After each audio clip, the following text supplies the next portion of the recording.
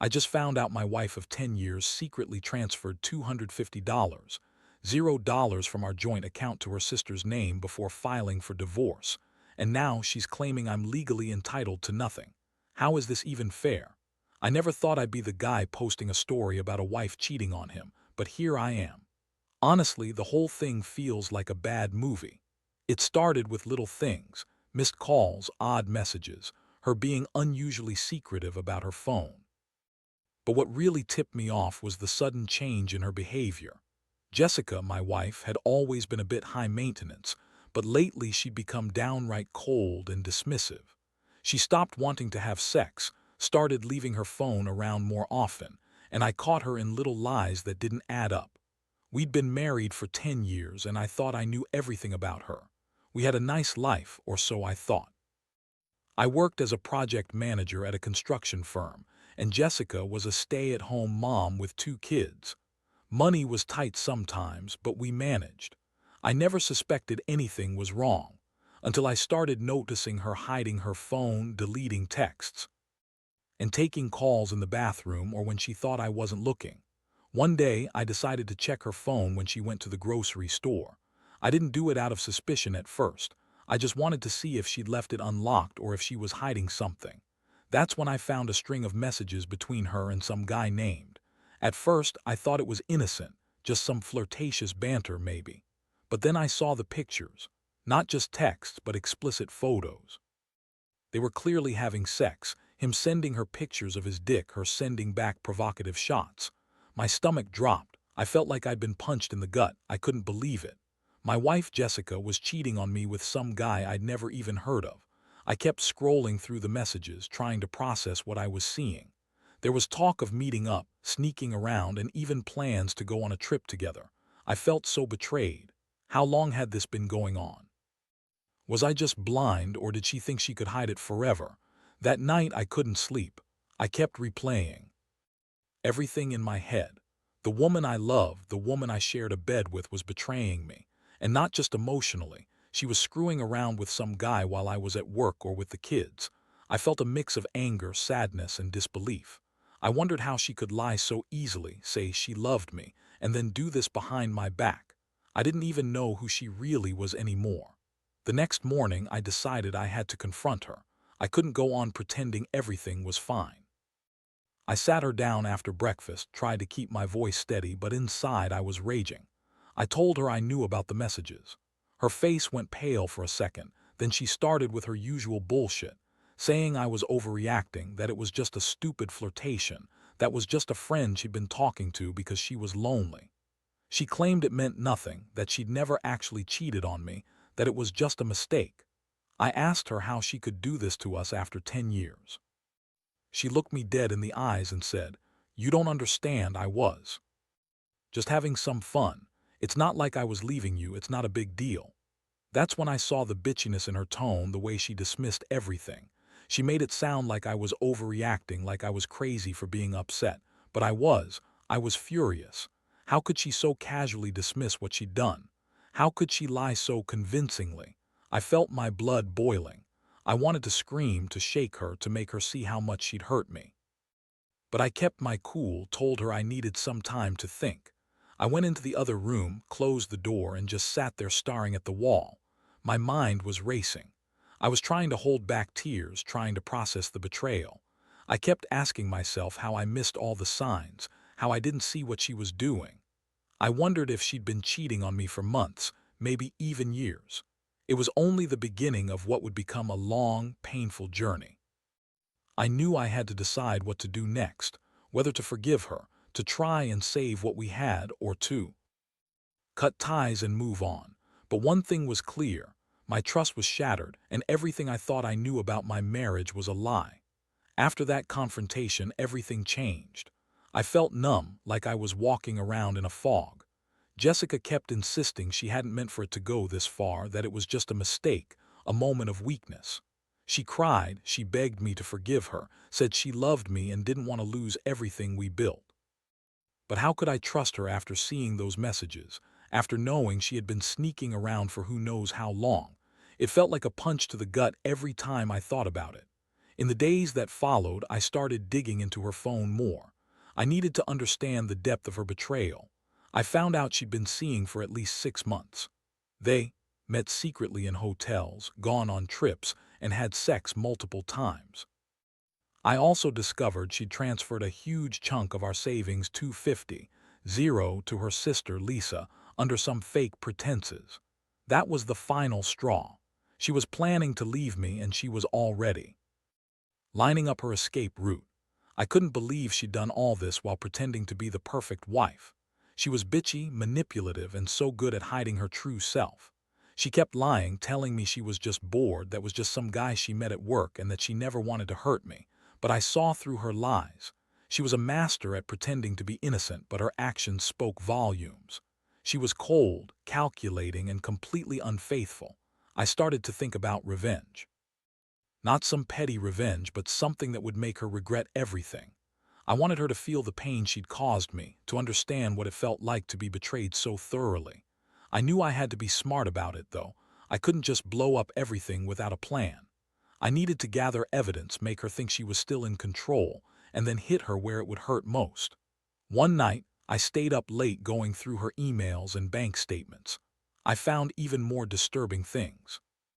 She'd been texting about how she was planning to leave, about how she'd take the money and start fresh somewhere else.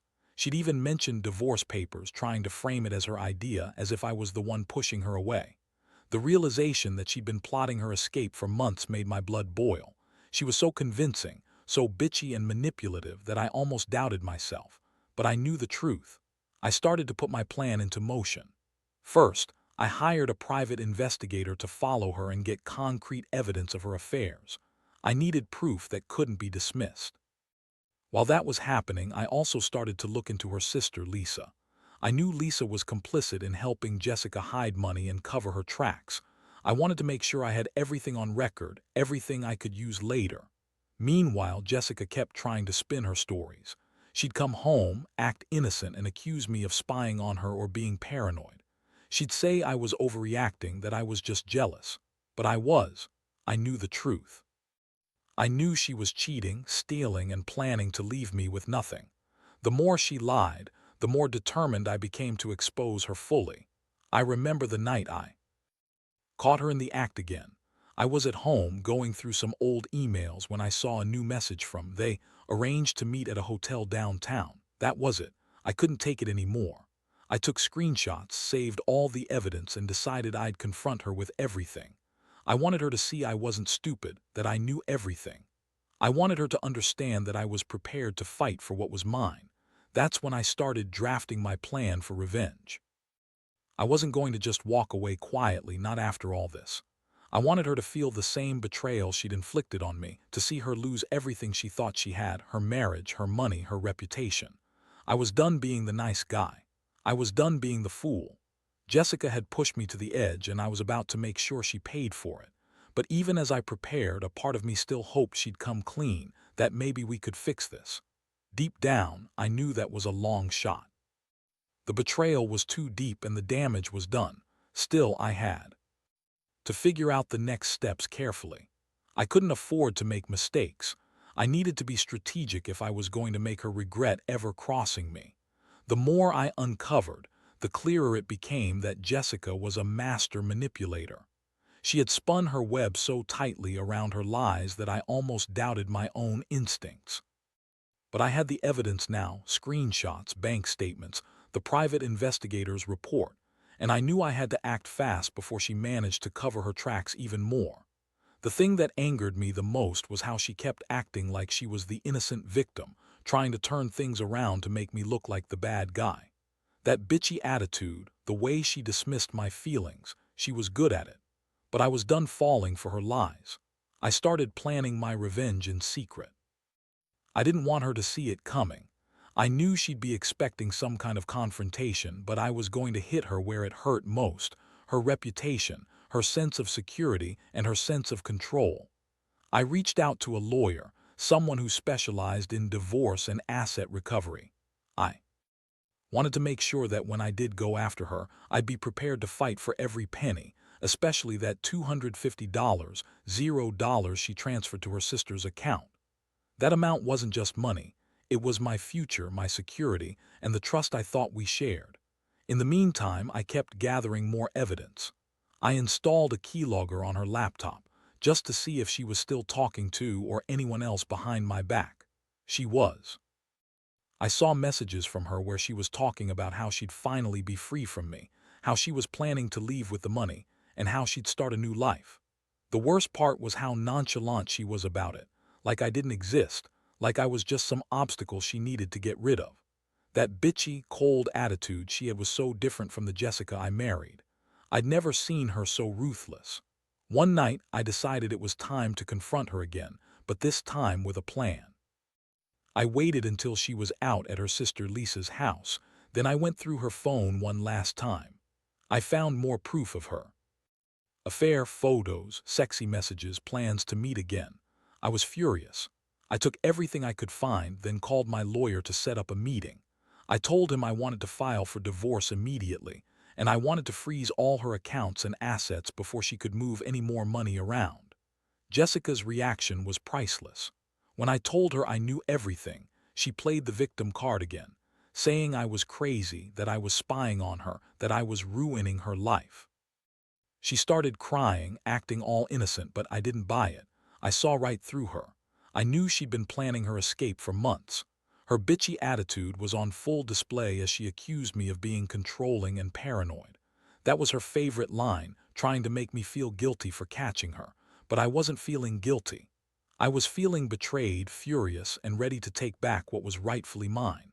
I told her I was done with her lies. I told her I had enough evidence to destroy her if I wanted to. That's when I laid out my plan.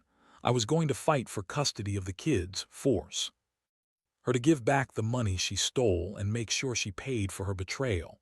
I wanted her to see how much she'd hurt me, how I was willing to go to war to reclaim what she'd taken from me.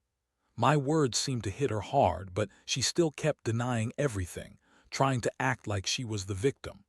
I knew she'd try to spin this into some kind of drama, but I wasn't about to let her. I had my lawyer working behind the scenes, preparing everything for a divorce, and I was planning to expose her affair publicly if I had to.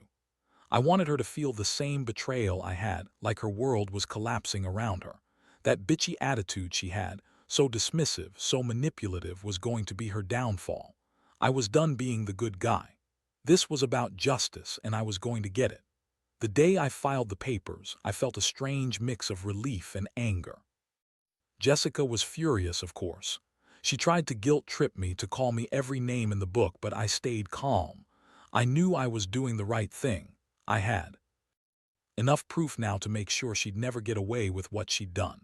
The betrayal was deep, but I was determined to come out on top. I'd been humiliated and hurt, but I wasn't going to let her ruin me. No way, not after everything. The divorce process kicked off faster than I expected, and Jessica's bitchy side really came out full force. She was furious, calling me every name in the book, controlling, paranoid, jealous, and insisting I was ruining her life. But I didn't care about her tantrums anymore. All I wanted was to make sure she paid for what she'd done. The evidence I had gathered was rock solid, and I was prepared to fight tooth and nail to get what was mine, especially that money she transferred to her sister Lisa. Jessica's attitude only made me more determined. She kept claiming she was innocent, that I was just jealous of her freedom, that I was making everything up. But I knew better. The texts, the photos, the bank records, they all told the same story. She had been cheating on me with, planning her escape and stealing from us. I couldn't believe I married someone so bitchy, so cold, so manipulative. It stung, but I was numb to her lies now. I had enough proof to take her down. One of the hardest parts was dealing with the kids. Jessica started playing the victim with them, telling them I was trying to control her, that I didn't love her anymore. I knew I had to tread carefully. I wanted to protect my children from the worst of her manipulative tactics, but I also needed to make sure they understood the truth, without turning them against her. I hired a family counselor to help navigate the mess, and I made sure to stay calm and collected around the kids. Meanwhile, I kept the pressure on Jessica. I had my lawyer send her a detailed list of everything I knew, her affair, the money transfer, her plans to leave. I told her that any attempt to hide assets or lie about her actions would only make things worse. I also made sure the court was aware of her affair and her attempts to take the money. I wasn't going to let her get away with it, no matter how bitchy or manipulative she tried to be. Jessica's sister, Lisa, became a key player in this whole mess. I found out she had helped Jessica transfer the money, and she'd been covering for her sister's lies. I hired my investigator to get more evidence on Lisa's involvement. I wanted to make sure I had everything documented so I could hold her accountable too. The betrayal cut even deeper knowing that family was involved in this whole scheme. The court hearings were intense. Jessica showed up, bitchy and defiant, trying to paint herself as the victim. She lied about everything, said she was leaving because I was abusive, controlling, and jealous. She claimed I was trying to keep her from seeing that I was ruining her life. But I had everything documented, and the judge saw right through her act. My lawyer presented the evidence, and we argued over custody, assets, and the division of property. The judge finally ruled in my favor on most things. I was awarded primary custody of the kids, and Jessica was ordered to return the stolen money. She was furious, screaming at the court, calling me a liar, trying to spin her story. But it was too late. The evidence was overwhelming. I could see the bitchiness in her eyes. She thought she could manipulate the system, but she hadn't counted on me fighting back so hard. In the aftermath, I felt a strange mix of relief and emptiness. The betrayal had shattered everything I believed in, but I had taken control. I realized that Jessica's bitchy, manipulative nature had been hiding a cold, calculating side I'd never seen before. I'd been blinded for years, but now I saw her for what she really was, a liar, a cheat, someone capable of destroying our family for her own selfish needs. I moved out of the house, got a new place, and started rebuilding my life. It wasn't easy, trusting again, letting go of the pain, and trying to be there for my kids was a daily struggle. But I learned some hard lessons. Never ignore the small signs, always trust your instincts, and don't let anyone manipulate you into thinking you're crazy. Jessica's bitchy attitude, her lies, her betrayal, they all taught me to be more cautious, more vigilant. Looking back, I wish it hadn't happened that way, but I also know I'm stronger now. I've learned to stand up for myself, to fight for what's right, and to recognize when someone is just using you. If there's one thing I want others to take from this, it's this. Don't ignore the warning signs and never let anyone make you feel guilty for protecting yourself. Trust your gut, gather your evidence, and fight for your peace. Because in the end, you're the only one who can truly stand up for yourself. After everything settled legally, I thought I'd finally get some peace. But Jessica's bitchy attitude didn't fade away. Instead, she doubled down on her manipulations, trying to turn the kids against me, calling me controlling and abusive behind my back. I knew I had to stay strong. The court might have awarded me custody, but Jessica was still scheming, still trying to make herself look like the victim. I stayed vigilant, making sure I documented every lie she told the kids, every attempt she made to manipulate them. The real shock came a few weeks after the court's final ruling. I received a call from my bank. Jessica had tried to transfer more money out of her account. I immediately contacted my lawyer, who confirmed that Jessica had been trying to hide assets, including some of the money she'd stolen. Earlier, she was hell-bent on screwing me over even after the divorce was finalized. That bitchy attitude, that manipulative streak, she was relentless. I decided I'd had enough. I couldn't let her get away with it. I filed a contempt of court motion for violating the asset freeze and for trying to hide funds. The court took it seriously. Jessica was summoned back for another hearing, and this time I made sure she faced serious consequences. I had all the evidence, screenshots, bank records, witness statements from her sister Lisa, showing her ongoing attempts to cheat the system. Jessica's reaction was classic. She played the victim again, crying in court, claiming I was harassing her, that I was trying to control her. But the judge wasn't buying it. The evidence was clear. Jessica was lying, trying to manipulate her way out of her responsibilities. The judge ordered her to pay fines, and she was told she'd face jail time if she continued to try and hide assets or violate court orders. Meanwhile, I focused on rebuilding my life. I found a new job, moved into a new apartment, and started working on my relationship with the kids. It wasn't easy. They were confused, hurt, and angry. Jessica's bitchy attitude had left scars, but I stayed consistent. I made sure they knew I loved them and was there for them, no matter what. I also started therapy, trying to process everything and deal with the betrayal. One unexpected twist came when I discovered Jessica had been secretly recording conversations with the kids. She'd been trying to use these recordings to manipulate them further, making it seem like I was a bad parent. I was furious. That was a new low even for her. I confronted her about it and she everything, but I had the evidence. I reported her to the court, and she was ordered to stop all such manipulations. The court made it clear Jessica was to have no contact with the kids outside supervised visits, and any further attempts at manipulation would be met with harsher penalties. Looking back, I see how her bitchy, manipulative nature was the root of all this chaos. She was so good at pretending to be the victim, so skilled at lying and twisting things around to her advantage. But I also learned a lot about myself. I learned to trust my instincts, to stand up for myself, and to fight for what's right. I realized that sometimes, no matter how much you love someone, betrayal can cut so deep that the only choice is to cut ties and move on. Now, I spend my days focused on my kids and rebuilding trust in myself. I've learned that honesty and integrity matter more than anything. Jessica's bitchy attitude, her lies, her manipulations, they all served as painful lessons, but I refused to let her define my future.